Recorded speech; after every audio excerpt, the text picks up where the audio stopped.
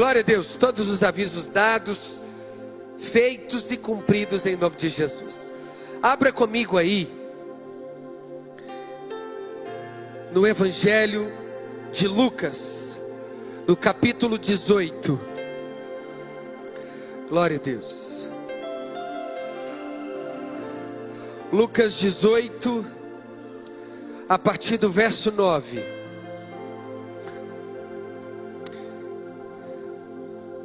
Nós estamos iniciando uma série de mensagens, 7 domingos consecutivos, sobre os 7 pecados capitais.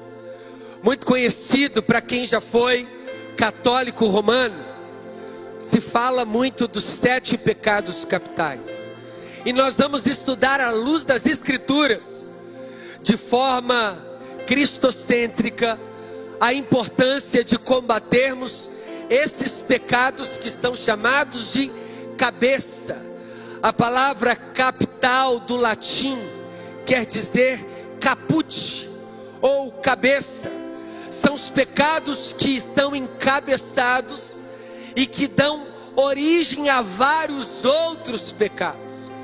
Talvez nós tratamos pecados menores, mas esses pecados menores de estimação, eles têm um pai, uma origem, um cabeça, que são os pecados maiores, e não no sentido de serem apenas mais graves.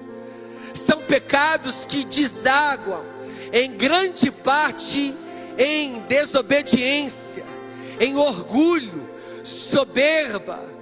É por isso que nós vamos aqui 7 domingos tocar na ferida, mas para sermos curados, amém? Nós receberemos cura aqui durante esses domingos, para a glória do nome de Jesus, amém? Irmãos, a única coisa que nos separa de Deus é o pecado.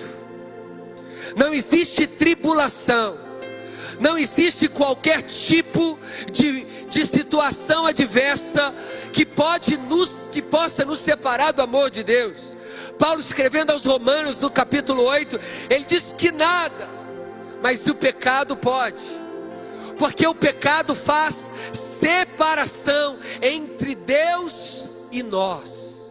É por isso que ele entrega o seu filho, que media, tomando sobre ele mesmo os nossos pecados no madeiro. É por isso que nós precisamos combater.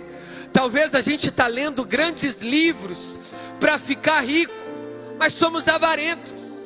Então não adianta ter o mindset, pegar a chave, acordar 6 horas da manhã para fazer tutorial, tomar banho gelado e começar a falar que foguete não tem ré, mas a mão é assim, o coração avarento não compartilha. Precisa ser tratado, é pecado, avareza. Um pecado que pouco se fala dentro da igreja, gula. Crente não pode ver nada, tem essa história, ai, crente não bebe, mas come com moderação, aleluia. Aí está aí passando mal, com diabetes, pressão alta, a saúde toda atrapalhada, mas por causa de gula, come 16 pedaços de pizza no rodízio, e acha bonito isso. Isso é pecado, pecado. Olho de tandera, não pode ver nada, né? O povo parece com um colírio, daí, pinga aqui também. Nós temos que tratar isso à luz das Escrituras. Luxúria, tem gente que não consegue viver sem seduzir, né? A pessoa assim passa, tem que seduzir. Tem um louvor assim, não tem? Tem que ser um negócio assim, tem que seduzir. Ah, você não conhece, não? A pessoa vive seduzindo, né? Ela já acorda de manhã assim. Luxúria, faz questão. Qualquer ambiente que chega tem que ser olhada, tem que ser olhado, tem que ser elogiado. Luxúria também em possuir coisas, em viver uma vida só de status. de ostentação. Irmão, quando você vê os clipes hoje de funk, eu não sei como é que aquele povo consegue andar com tanta corrente pendurada. Mas é porque a luxúria invadiu o coração. Eles são aquilo que eles têm, não o que eles de fato são em essência. Então nós precisamos combater a luxúria. Nós precisamos também combater a soberba, um dos principais pecados, e é esse que nós vamos falar aqui hoje. Preguiça. Irmão, ainda bem que Lagoinha não tem crente preguiçoso, graças a Deus. Eu não sei como é que essas outras igrejas fazem com os crentes de lá preguiçosos, irmão. Imagina que luta. Vamos meu filho, vamos evangelizar. Pastor, não sei, esse sal quente, né? Não, vamos debaixo de chuva. Pastor, mas na chuva gripa, né? Vamos chupar uma laranja ali, não está descascada. Crente preguiçoso, preguiça é pecado. E nós vamos tratar isso tudo à luz das Escrituras, amém? Glória a Deus. 7 domingos aqui, e hoje nós vamos começar com a soberba. Abriu aí Lucas capítulo 18. Glória a Deus. Lucas 18, a partir do verso 9, diz assim: é a parábola do fariseu e do publicano. Jesus também contou esta parábola para alguns que confiavam em si mesmos, por se considerarem justos, e desprezavam os outros. Verso 10: 2 homens foram ao templo para orar. Um era fariseu e o outro era publicano. O publicano ficou em pé e orava de si para si mesmo, desta forma: ó Deus, graças te dou, porque não sou como os demais homens, roubadores, injustos e adúlteros, nem ainda como este publicano. Jejuo 2 vezes por semana, dou o dízimo de tudo que ganho. O publicano, estando em pé, longe nem mesmo ousava levantar os olhos para o céu, mas batia no peito dizendo: ó Deus, tenha pena ou tenha misericórdia de mim, porque sou um pecador. Digo a vocês que este desceu justificado para a sua casa, e não aquele primeiro. Porque todo o que se exalta será humilhado, mas o que se humilha será exaltado. Feche os seus olhos. Pai, nós queremos agradecer o Senhor por sua palavra nessa noite. Jesus, ainda que sejamos confrontados, mas nos faça sair daqui transformados e consolados. Senhor, no nosso coração, ruídos de orgulho e soberba, que precisam ser tratados, porque talvez isso seja uma centelha para a destruição do matrimônio, de um noivado, de um namoro, de um trabalho. Senhor, um coração soberbo o Senhor rejeita, mas um espírito quebrantado e humilde, o Senhor se inclina a ele. A nossa oração é que o Senhor trate em nós, antes de tratar o outro primeiro. Em o nome de Jesus assim oramos e te agradecemos, para a glória do Pai, do Filho e do Espírito Santo, amém? Você pode aplaudir o nome de Jesus?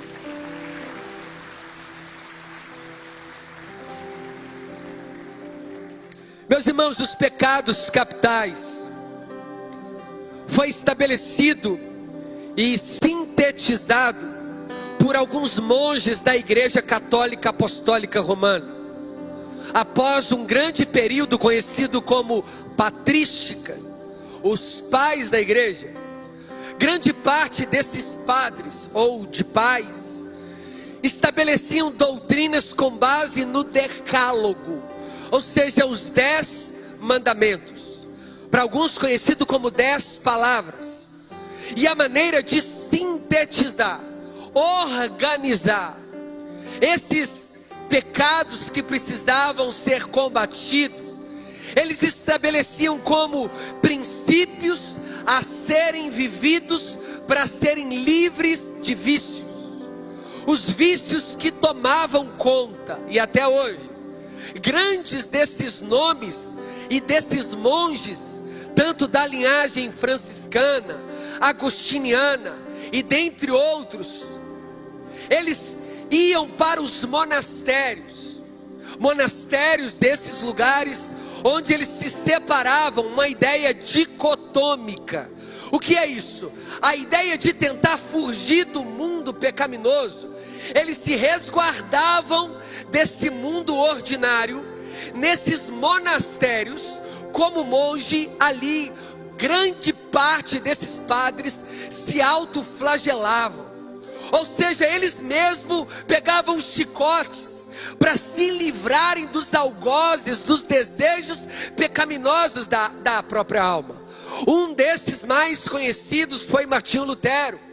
Ele lutava contra os desejos impetuosos da alma, do coração, dos olhos, do paladar, dos ouvidos. Irmão, o pecado, ele é inato, inerente. Ele já nasce dentro do homem, após o primeiro pecado de Adão e Eva. Não é, segundo um homem chamado Jacques Rousseau, um grande teórico, de que o homem nasce bom, mas é a civilização que corrompe ele, pelo meio que ele vive.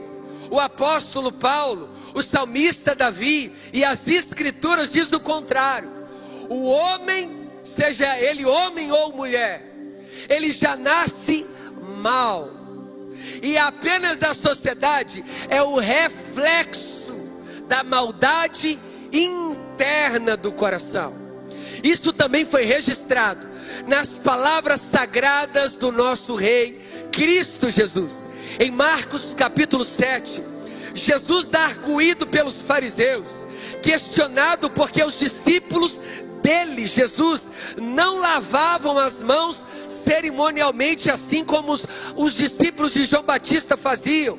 Jesus começa a repreender esses fariseus e perguntam para ele assim: vocês estão me questionando sobre a cerimônia?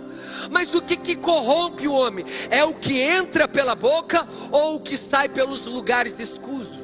É o que entra, porque é o que sai pelo contrário, porque há maldade do coração, como soberba, mentira, adultério, guerra, avareza, ódio, raiva, glutonaria, e ele faz uma lista. Elas emanam, procedem, saem do coração do homem.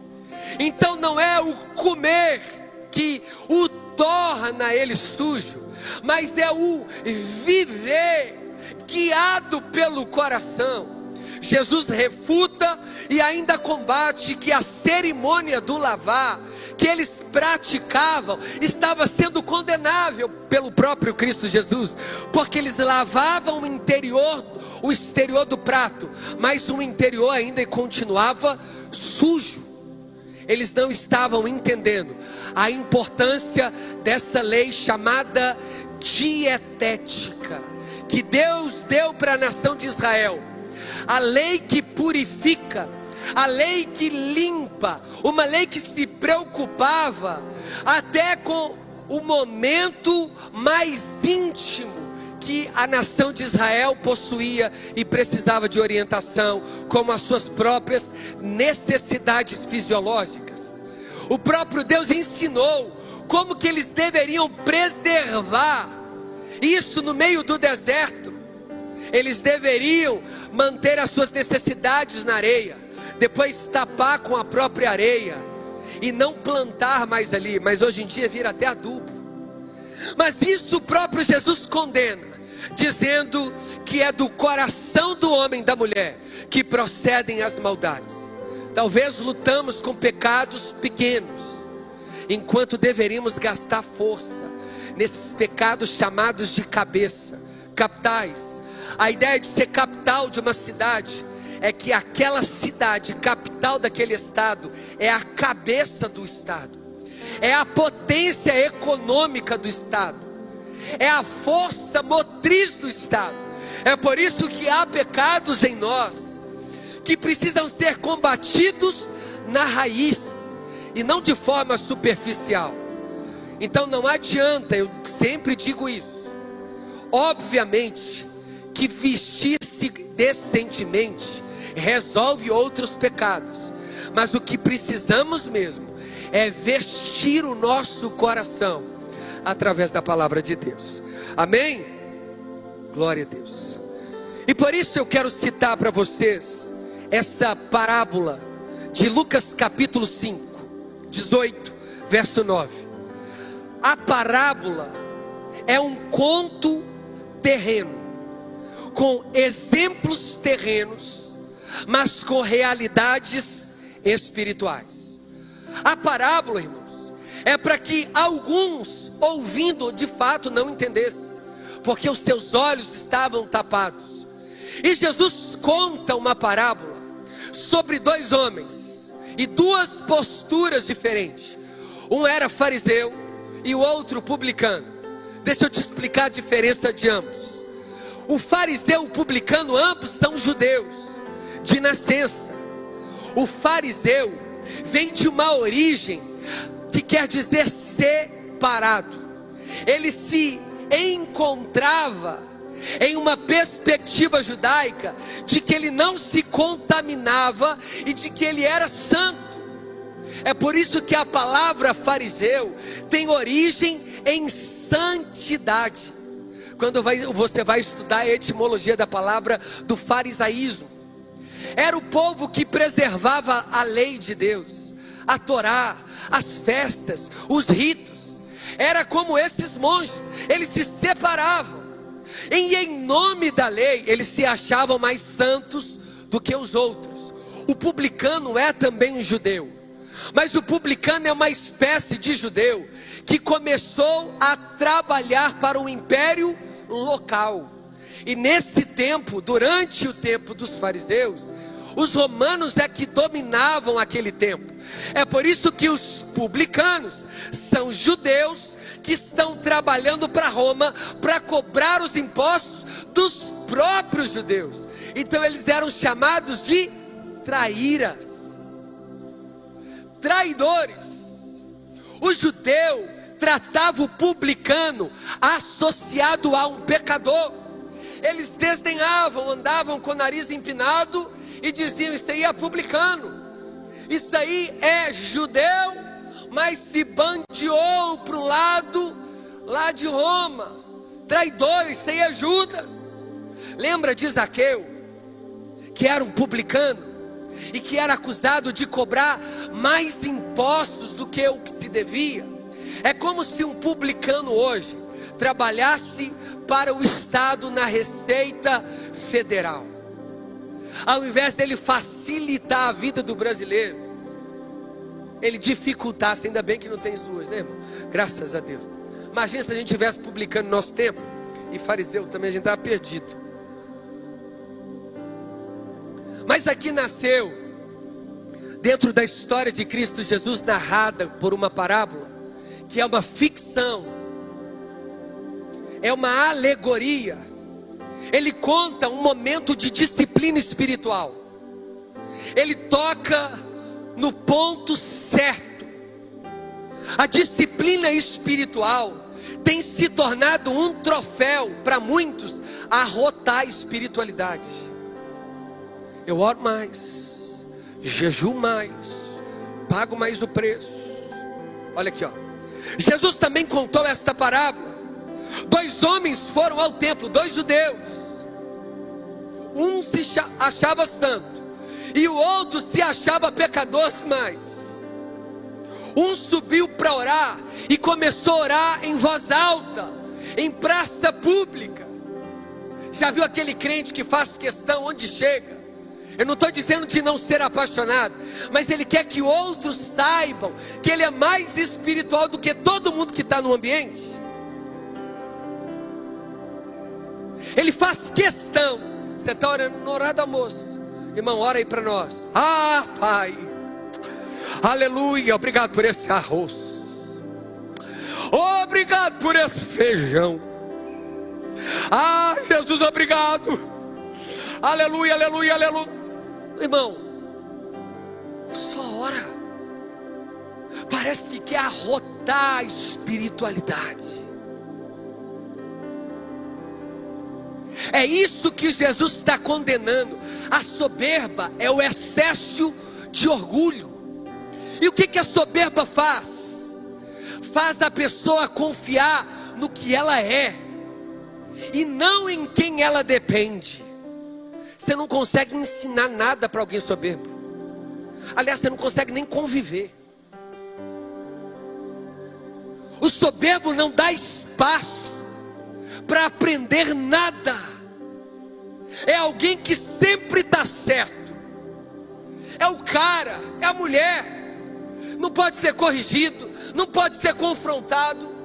O coração é altivo, tupetudo, trata todo mundo do jeito que quer e diz assim: eu falo é a verdade. O problema é de quem precisa ouvir.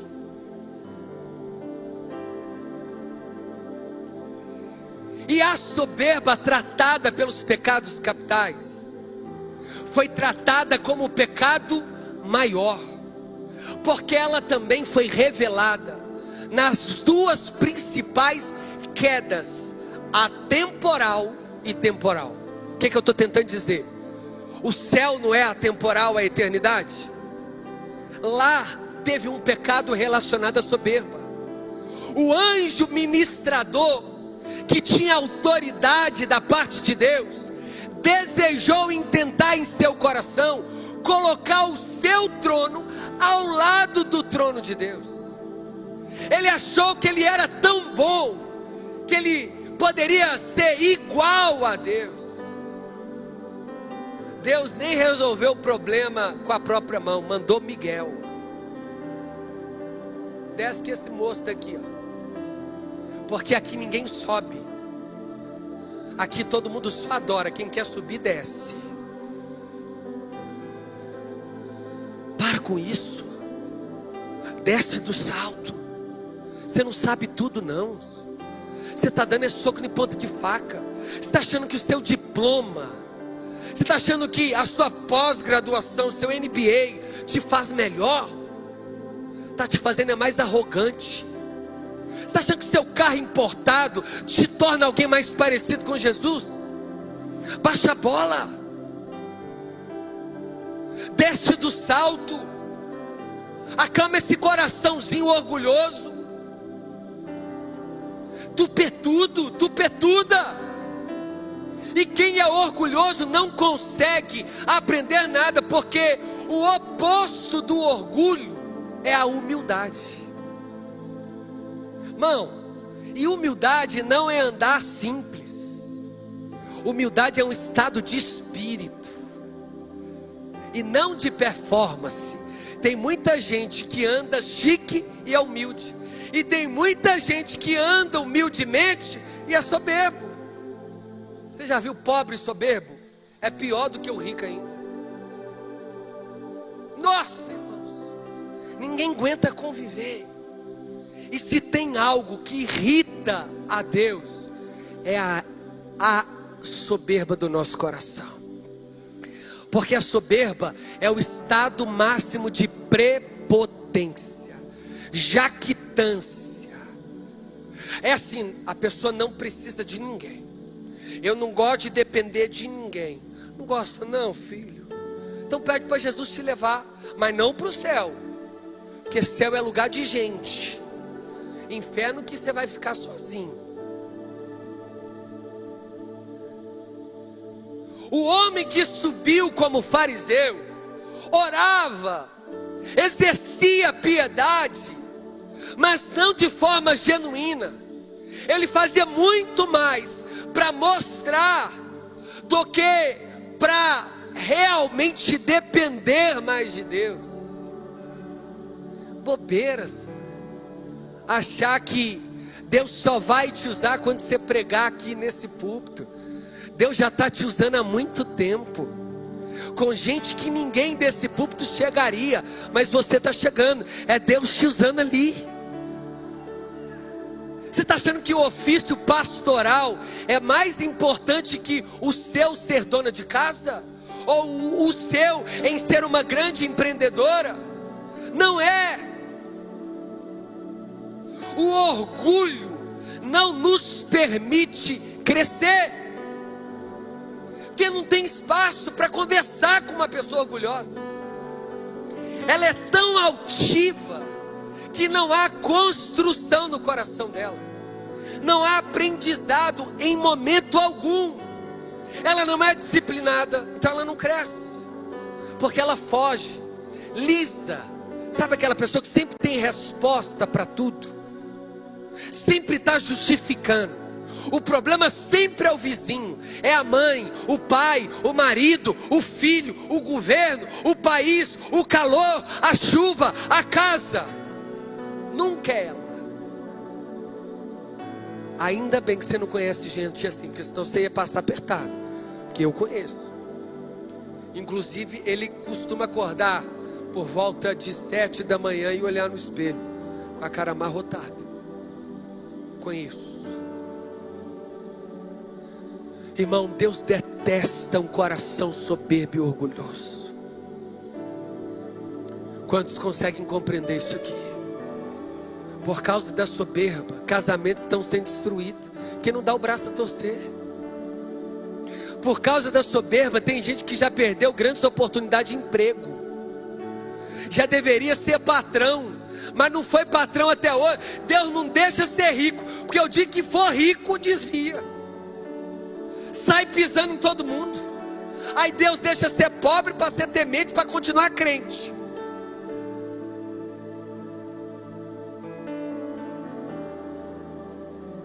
Irmãos, a gente precisa amadurecer em desprender esse orgulho do nosso coração. E aí ele falava assim: ó Deus, graças eu te dou, porque não sou como os demais. Uma das características de um soberbo e de um orgulhoso é que ele sempre se vê superior aos outros. Eu não sou igual o Diniz, doido, atrapalhado, bagunçado. Sou muito mais espiritual que o Diniz. Eu sou muito mais crente que a minha esposa. Eu sou muito mais crente que meu marido. Eu sou muito mais crente que Deus.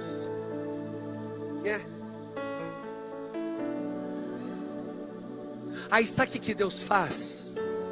Usa só gente pequena para falar com ele. Aí sabe o que ele faz? Só despreza. Aí fica assim: Deus, fala comigo, fala comigo. Deus já usou tanta gente para falar com o soberbo, e ele desprendeu, ele rejeitou, e aí ele não recebeu, porque ele rejeita as coisas pequenas, porque ele acha que Deus só se revela por meio das coisas grandes. Perde o privilégio. O soberbo, ele trata o coração dele como melhor do que os outros. Graças eu te dou, Deus, que eu não sou como aquele ali. Então, na verdade, o soberbo, ele sempre está vivendo uma vida de comparação. Ele viu alguém com um carro mais bonito, no outro dia ele endivida para comprar um mais ainda. A outra entrou com o cabelinho mais liso, no outro dia ela está igual a Mona Lisa na igreja. Não pode ver nada. A comparação adoece. Ele nunca é ele ou ela. Ele sempre está querendo ser o outro. E o outro, para ele, é pior do que ele sempre.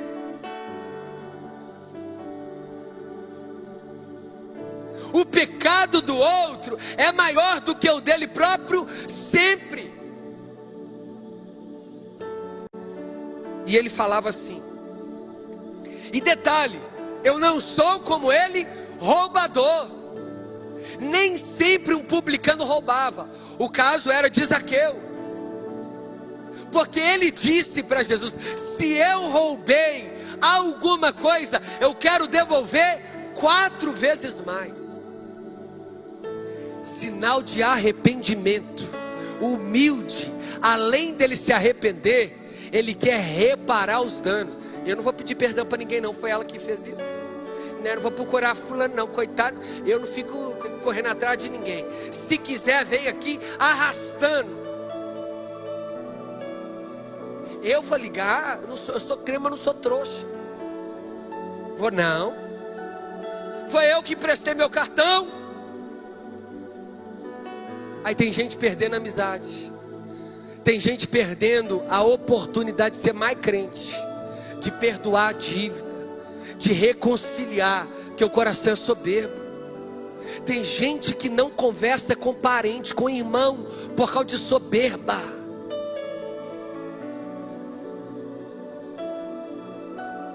Vocês estão aqui? Aí ó, jejum 2 vezes. Irmão, jejuar uma vez era só no tempo da expiação. 2 vezes já é para um supra-sumo. É tipo um super saiyajin gospel aqui.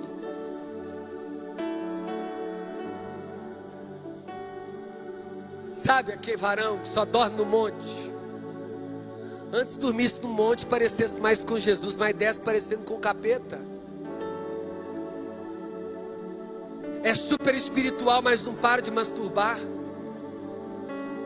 Super espiritual na igreja, mas trai a esposa.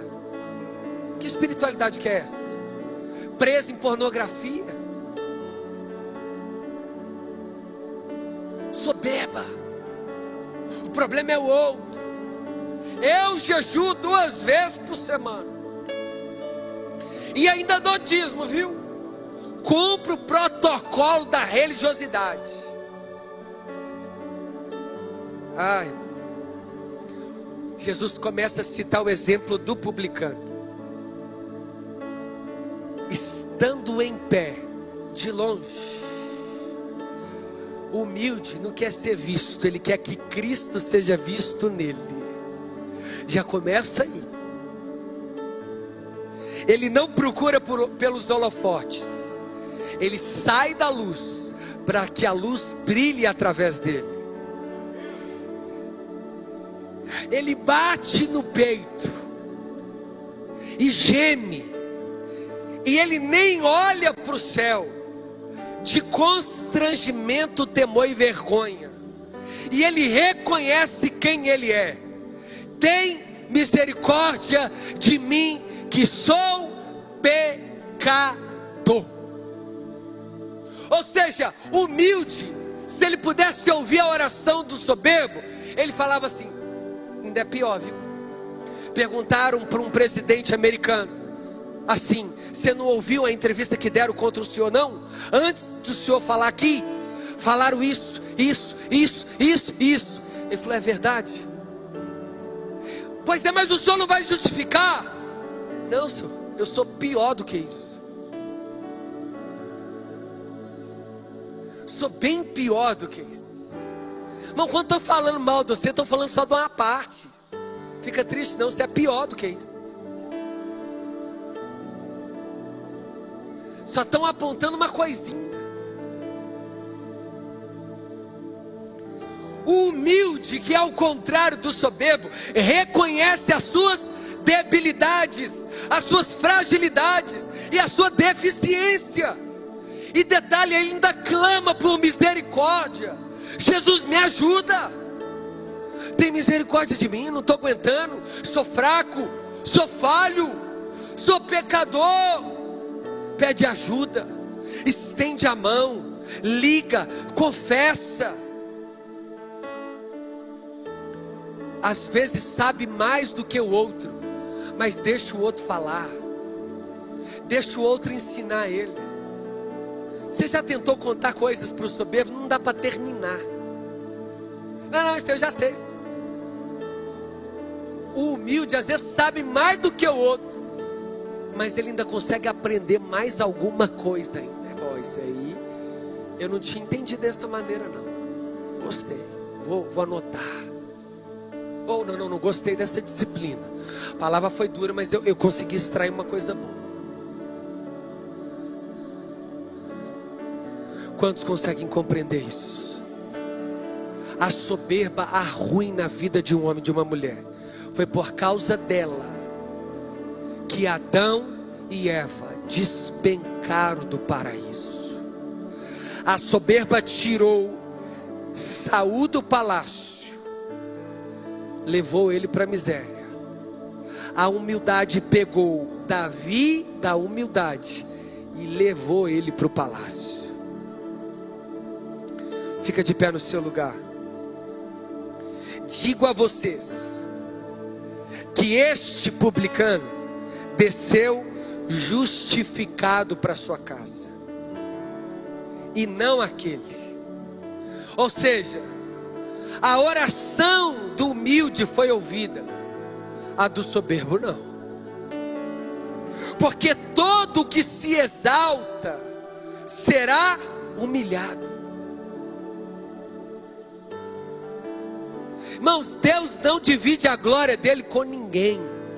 Enquanto eu e você colocarmos o nosso nome na frente, o nome de Jesus não será exaltado. Teve uma vez que eu estava ouvindo um pregador pregar. Acho que numa frase ele falou uns 40 eu. Eu já viajei, eu já fiz, eu tenho, eu fiz, eu posso, eu construí, eu não sei o que, eu.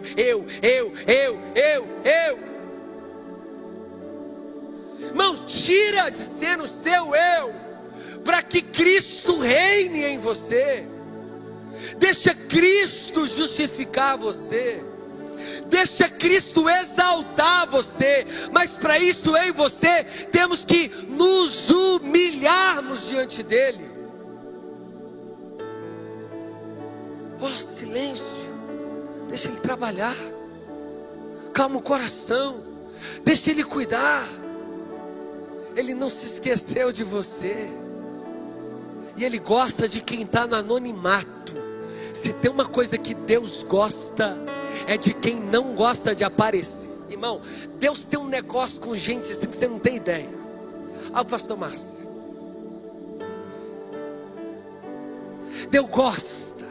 Gente que está aí nos bastidores é muito mais espiritual do que muitos de nós que estamos aqui. Irmão, o que tem de mulher que intercede nessa igreja, que nem aparece, que tem uma espiritualidade, uma sensibilidade. Sabe aquelas irmãs do coque, que quando começa a orar, até Deus arrepia. Fala, que oração gostosa. É de verdade. É mulher de Deus, sabe? Deus gosta de gente que se esconde.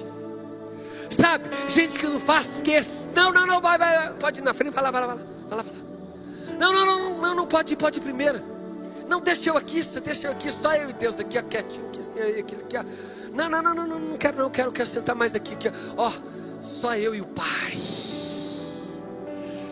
Não, sou oportunidade, vai lá para você falar do seu. Não, deixa. Irmão, Deus gosta disso. O prazer de Deus é pegar os pequenos dos monturos e os fazerem assentar entre príncipes e poderosos dessa terra. Vocês conseguem compreender isso? É preciso tratar a nossa soberba aqui nessa noite, amém? Glória a Deus, feche os seus olhos neste momento. Pai, nós queremos agradecer o Senhor, porque lidamos com a soberba do outro e odiamos isso, mas somos tão flexíveis com a nossa, somos tão tolerantes com o nosso próprio orgulho e tão intolerantes com o orgulho alheio. A nossa oração para que nessa noite o Senhor quebre, Senhor, o nosso orgulho e nos refaça novamente. Talvez temos perdido grandes oportunidades, o privilégio de crescer, o privilégio, Deus, de vivermos tantas coisas lindas, porque queremos forçar uma porta, porque queremos pegar um atalho, porque queremos ir correndo. Jesus, nos ensine sobre o tempo, sobre o momento, sobre a estação. de que é o Senhor em secreto que nos arranca de lá e torna público aquilo que já vivemos com o Senhor em secreto. Quebra o nosso coração orgulhoso e nos refaça novamente, em nome de Jesus. Feche os seus olhos, vamos adorar o nome de Jesus.